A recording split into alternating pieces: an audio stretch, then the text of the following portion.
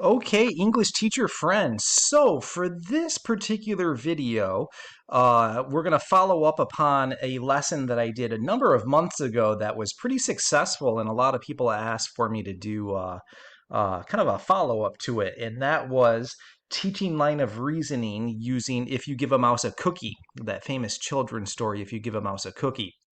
And it kind of spawned into this conversation with a number of teachers about how we can teach deductive and inductive reasoning. And for the purposes of my templates, I use the syllogistic method for my body paragraphs. That's how my students tackle their bodies, and got exploring a whole branch of children's literature. And this story right here by PD Eastman, Are You My Mother, is perfect for teaching line of reasoning. So for those of you that are familiar with that, If You Give a Mouse a Cookie, you could probably fast forward my bloviations about the syllogistic method and the history and sort of the catalyst behind that. So and get right to the meat and potatoes of this. But yeah, as we know, as composition instructors, one of the hardest things, trickiest things to do is to get our students to think, and articulate their arguments cogently on paper, to have a real good, deliberate, precise, logical, sort of computative approach through an argument. And my template of the declarative and the inverted thesis, and then, I've already alluded to this, the syllogistic method for the body paragraphs, really helps students sustain a very clear line of reasoning. And then you couple that with, the things that I do in my Word Study Academy, my Nuance Academy, and voila, you got a classroom of some pretty stellar writers if they give you an iota of effort. So let's dive right in, and I'll show you what I have here. So, Are You My Mother? This is the book cover, PD Eastman. Pretty common book. So one of the things that I do is actually have story time with my students, and I read this to them, and we break down the thinking and the rationale, the inductive and deductive reasoning behind the story. And I got a couple of examples of that in just a second. And I had a whole bunch of examples in the If You Give a Mouse a Cookie as well. So just so that I'm not going to be totally reiterative from that video, I'll spare you too much of the logic conversation. So, in essence, a syllogism comes from the Aristotelian tradition. So, Aristotle ran a school called the Lyceum, and the rich aristocratic boys would go there to learn about polemics, debate, oration, word wrangling, wordsmithing, right? And one of the things that Aristotle noticed in his teaching, just like we notice as composition teachers, is that some students can think better than other students. And it's not a matter of like innate, congenital intelligence or a knack for writing. It's just that some kids can think clearer on paper than others. And some, students can, think and make oral arguments, more cogently than others. And what he did was this. So he kind of studied the internal machinations of his better orators. And one day he had a eureka moment and said, aha, I got it. They are arguing syllogistically. And all that means is when a student or a speaker is arguing from premise to conclusion, they're arguing syllogistically. So there's a great text called Plato's Republic, and they hurl out the question, what is justice? And all of these philosophical think tankers come to the mic and they drop their definition of what justice is, and the other philosophers get behind the main philosopher's back, and they find all the bullet holes in logical fallacies in the definition. And then some other hotshot comes to to the mic and drops, his definition of what justice is. So all it is when we're arguing, in a mathematical manner, premise, conclusion. So we might say something like this: arsenic is deadly in the first premise. Second premise: my dog ate arsenic. And then you would conclude, my dog is going to die. So that's what we refer to as cogency, being logical, being supremely deliberate in one's argument, so having enough support and enough analysis to fully substantiate the claim of the argument. So I could say, premise one: any 38-year-old or older non-felon born in the U.S. can run for the presidency. Premise two: James is 42, born in the state of Rhode Island, has no criminal record. Conclusion: guess what? James can run for the presidency. So ultimately, when our kids argue, and we have to keep in mind that all expository writing is an active argument. So even literary analysis, rhetorical analysis, argument, persuasion, synthesis, research, right? It's all an active argument. So, oftentimes when our students write, they often just include the second premise, and especially for like rhetorical analysis and literary analysis and synthesis, that's why it seems so plot heavy. Students run away from their argument. They have a hard time making their argument central. So if we take that syllogistic method and turn it into a template for the purposes of performing rhetorical and or literary analysis, the first premise is going to be an argument containing a term or a device. So anything, similes, juxtapositions, metaphors, ethos, pathos, logos, whatever. So some term, device, make it an argument. So second premise is going to be textual support, and I like to see a teeter-totter balance between quoting and paraphrasing in the second premise. And then the conclusion, and I want to be very mindful in articulating this, the conclusion of the syllogistic body paragraph, not the conclusion of the essay, is where the textual analysis comes and your links. And one of the things that we're going to talk a lot about in just a second is this following idea. The first premise is a promise, and this is where "Are You My Mother" is going to come in. Oftentimes, students don't keep the promise of the first premise, and as a result, they have logical fallacies or enthymons. One or two or various parts of the syllogism are absent, so that you have a logical fallacy. So, all right.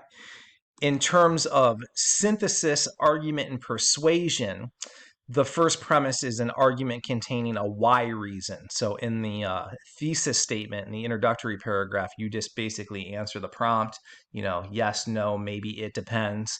And then in the body paragraphs, that first premise, the topic sentences, you're going to articulate the why. And the second premise and the conclusion stay the same. So let's talk about this here. Are you my mother? Keeping the promise of the first premise. So what I do for this is I give kids a literally that little graphic there, the mother bird and the baby bird, and it has a piece of Velcro on it. All right. And I also give them this here, the snort from the story. So in our writing workshop, when we look at the syllogistic body paragraphs, the name of the writing workshop is "Are You My Mother?" or "Are You a Snort?"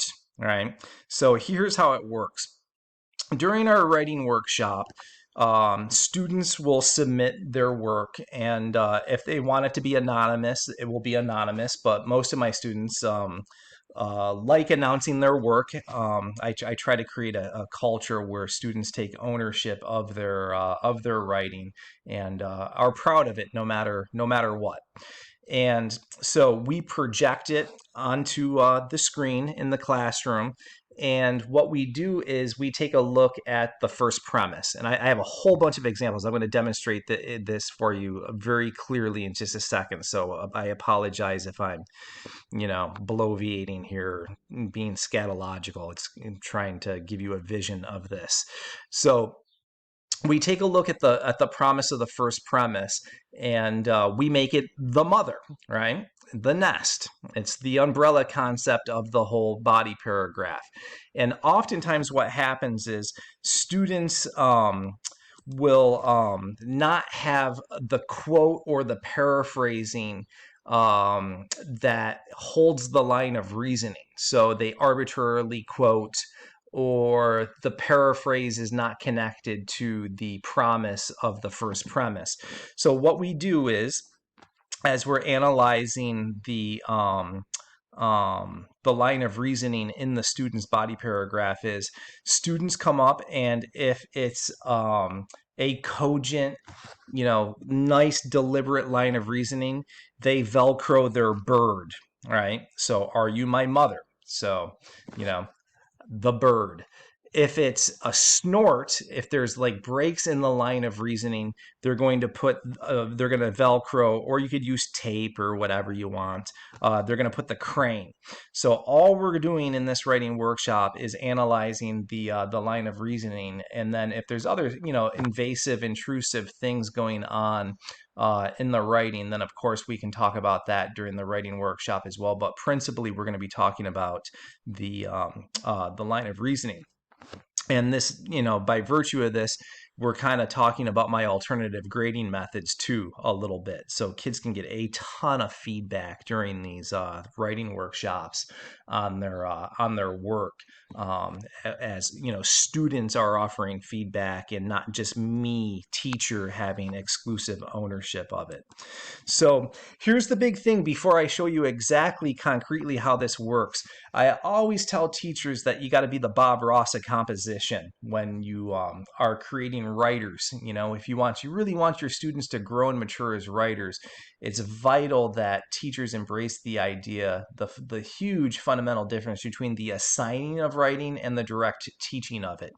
So when I say be a Bob Ross of composition, I mean get at your easel with your canvas and paint with your students, just like Bob Ross was always painting with his students. Write with your students. You're the expert writer in the classroom.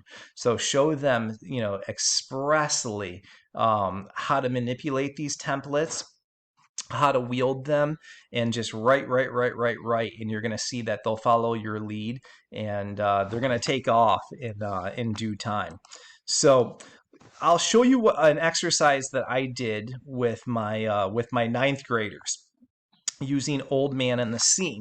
And it was just a straight up literary analysis, right? So just get hunkered into some literary aspect of Old Man and the Sea. I mean, we really taught a ton of literary terms and devices in our analysis of Hemingway's text here. So I wanted my students to be comfortable analyzing things of literary value in their papers. So this first premise I wrote, right? So the first premise is the mother. Okay, it's the nest. So look what I say here. It has to have an argument that contains literary terms and or devices. And ultimately, when my students break away from using templates and scaffolds and guardrails, I want the first premise to be 3 sentences long. And the reason for that is that the College Board is always talking about, in the synthesis paper in particular, your argument must be central. For all expository writing, I want my students' argument to be central. So look at what I did here. The mast of the old man's skiff is an allusion to the Christian cross, which in turn symbolizes pain and suffering for a greater good. So you can see that I'm using my terms and devices, and I have an argument. The 3 bleeding wounds Santiago suffers as he sails underneath the mast of his skiff allude to the 3 wounds of Jesus Christ as he was nailed to the cross, suffering to atone for humankind's sins.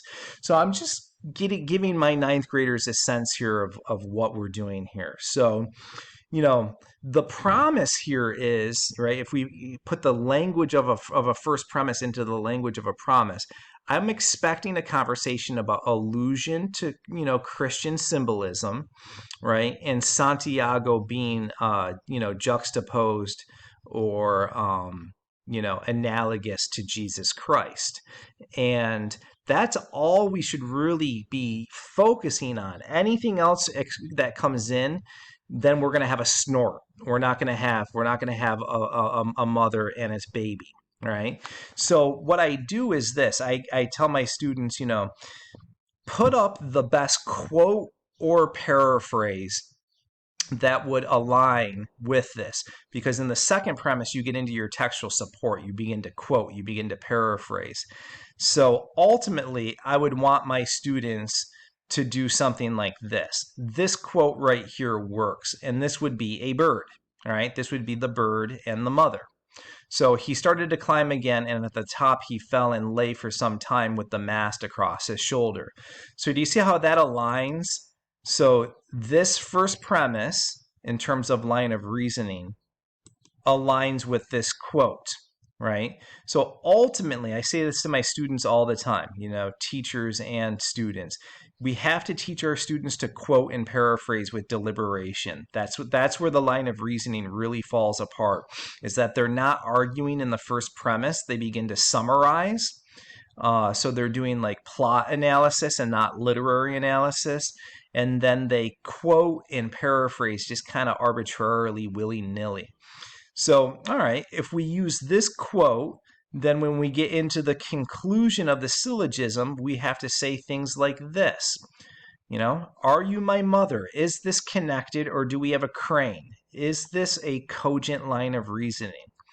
At the end of the story, Santiago carries the mass to the shack, similar to the way Jesus carried the cross, symbolizing that Santiago has accepted his fate as Jesus accepted his. Santiago will continue to fish no matter what, alone and lonely, neither asking for help or miracles nor to succeed and live better. He will simply do unquestioningly what individuals must, struggle to survive. All right? So let's go all the way back here. Are you my mother, or are you a snort? We promised to talk about the illusion of Christ and the cross and its analogous correlation to Santiago. Do we have textual support that aligns with that? And I use the word germane with my students a lot. Are your quotes, are your paraphrases germane to the first premise? And this works. That works. And this is connected. We're still talking about Jesus, Santiago, the cross, and it's fused all together. So that's elementary, right? That's kind of how we do for our emerging, writers at the ninth grade. I would, of course, want more textual support and more textual analysis in a body paragraph than that. But in terms of teaching it and modeling it, how to manipulate the template, we're off to a good start. So based on my model, the students would come up and put the bird, right? I don't think anyone would argue that I have logical fallacies in here and put the crane on the board. So I would do it again, right? So ultimately, let's make an argument with some terms and devices, ideally 3 sentences long. Joe DiMaggio, the legendary New York Yankees outfielder whose 56-game hitting streak that ended in 1941 still remains the world record, symbolizes perseverance and persistence as well as skill. In Santiago's eyes, the hitting streak alone makes DiMaggio one of the best, yet DiMaggio achieved this feat despite painful injuries such as the bone spurs repeatedly mentioned in the novella. Through the juxtaposition of these two men, Hemingway further develops his protagonist character traits. So, all right, so we're going to be talking about the juxtaposition of Joe DiMaggio and Santiago in terms of their characterization. So, same thing. I say, kids, come to the board and give me the best quote, or give me the best quotes that would keep the promise of that first premise. And invariably, someone might come up with this one. But I must have confidence and I must be worthy of the great DiMaggio who does all things perfectly, even with the pain of the bone spur in his heels. And then I'd have them practice paraphrasing as well, right? Keep the promise of the first premise. Be a good mama bird, right? So far we're aligned. And then when we get into the conclusion of the syllogism, we still got to be talking about DiMaggio and Santiago and the overall character similarities between them. Much like DiMaggio, Santiago defies the odds and catches the greatest fish of his career after a long dry spell, survives for days out on the ocean without proper supplies, and emerges the victor against aggressive sharks. His skill and perseverance while facing seemingly insurmountable obstacles make him a hero worthy of respect, even though he does not succeed in bringing home his catch, right? So again, this is training wheel sort of writing for our like 9th graders, 10th graders. Ultimately, we're going to make it less, remove the guardrails, remove the scaffolds, and expect, better fluency, more support, more analysis than what we're seeing. But just giving you a rudimentary sense of how to do this. So let's imagine that we're working with juniors, all right, just straight up general ed juniors, and we're teaching a poem called Rita Dove's Flashcards, all right, it's a common poem. And we write a first premise that looks like this, all right? And again, I wrote this, and this one, I'm modeling for the students what happens when we do not sustain our line of reasoning, when we're not a good mama bird and we fly the coop and leave the baby there. So this one's going to get the crane. So look why this happens. In the final stanza, Dove juxtaposes the daughter to a rodent and the father to a snake in order to create an image to suggest that the father's high expectations are consuming the daughter. Through the diction, we can infer that the narrator felt like she was a helpless rodent, and her father, given his militaristic demand for excellence, was a snake poised to devour her. So put this in the language of a promise, right? So, dear baby bird, I promise you that I'm going to talk about the juxtaposition of the snake and rodent as it is aligned or correlated to the father and daughter, and I'm going to dissect that relationship, right? So we got this metaphor at the end in the final stanza. So, all right, what's the best quote for that? Well, clearly we got to talk about the final stanza and this rodent snake quote. But look what happens as we move to the second premise, right? This is a whole syllogism here. So look what happens. The preceding stanza creates this contrast in that we see the father putting up his feet after work while relaxing with a highball in the life of Lincoln. So we can see here this quote doesn't really jive with what we just promised, right? We just ran away from our promise. We fled the nest. So this is getting the crane. Tying it back to the snake imagery, it's as if he's just waiting to pounce on his daughter with his demanding expectations for mathematical excellence. So we sort of brought it back.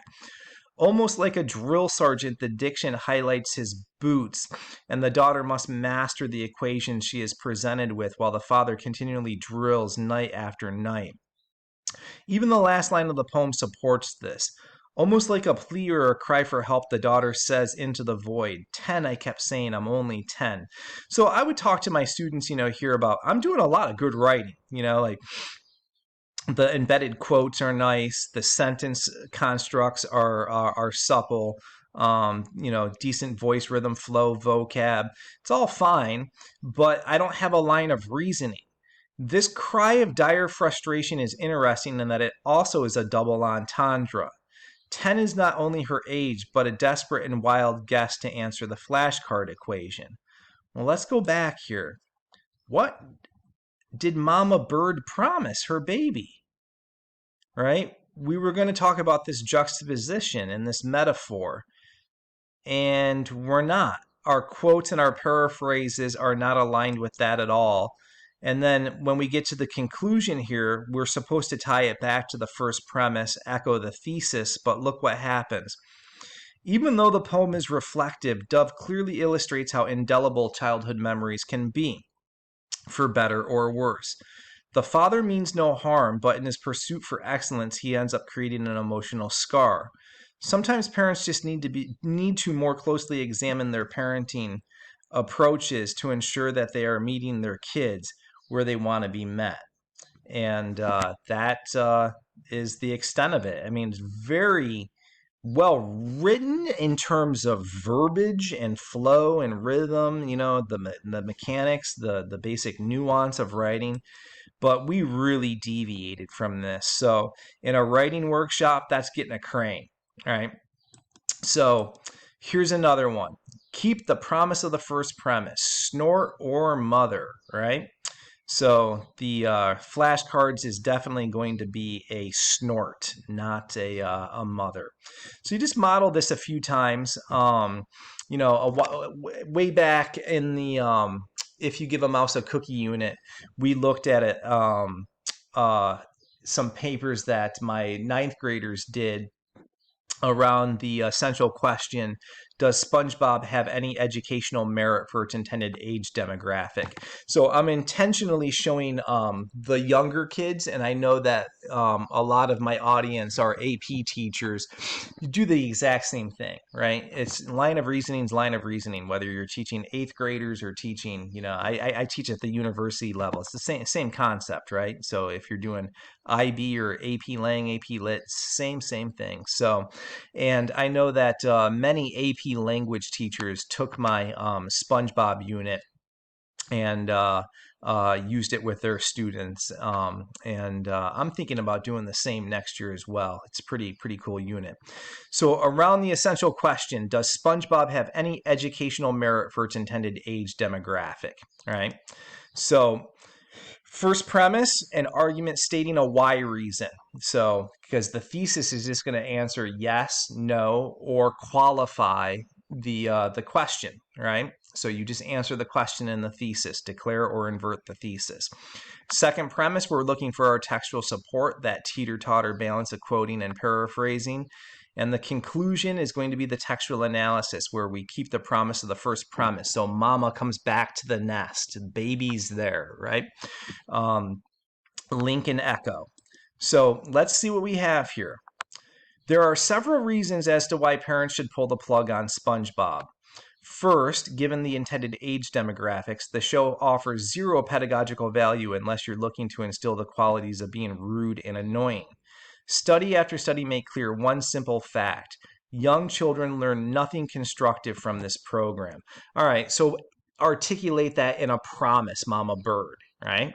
So it's very clear. That's clearly articulated. This one's done well. So, right, the reasons are clearly delineated there.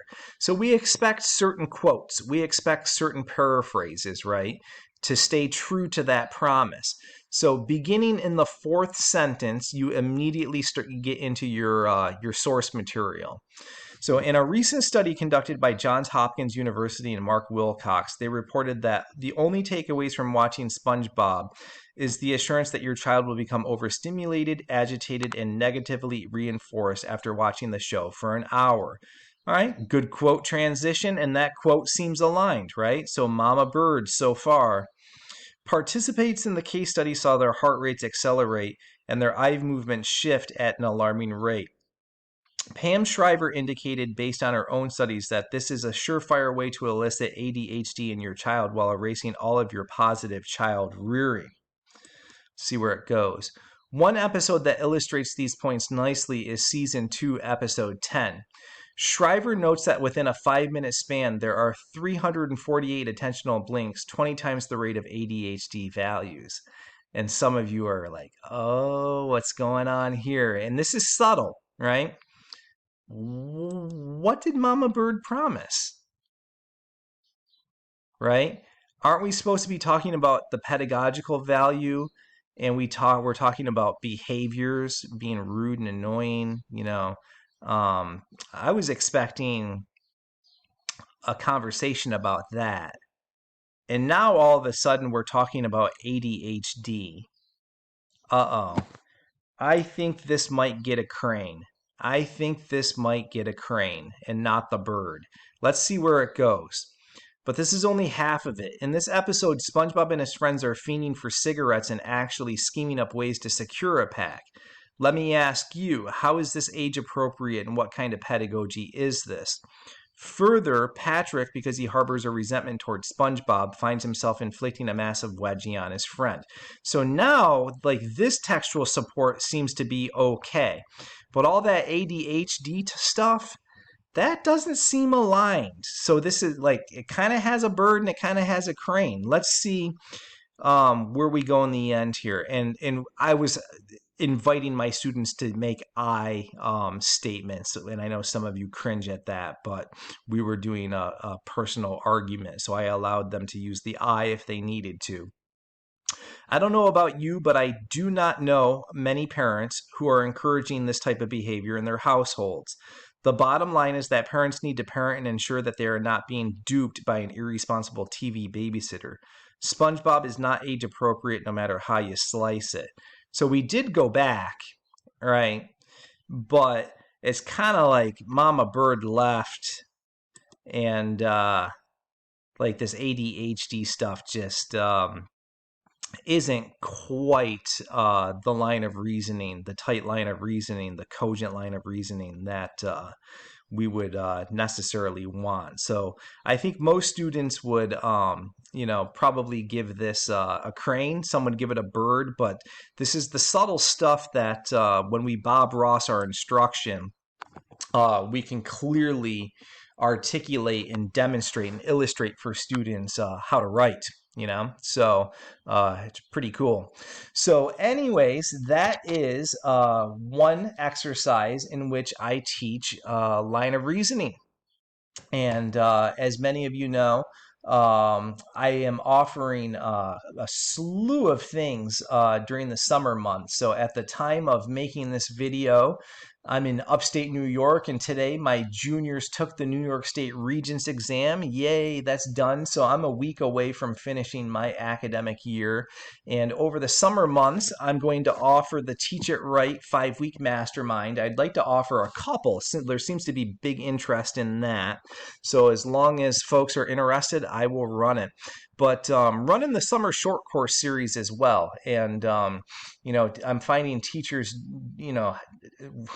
we're human and we're short on time. So teachers were asking for 60-minute, 90-minute short courses on my Word Study Academy, my Nuance Academy, the Alternative Grading Methods, Plato's Plato discussion, the AP Strategies for Success.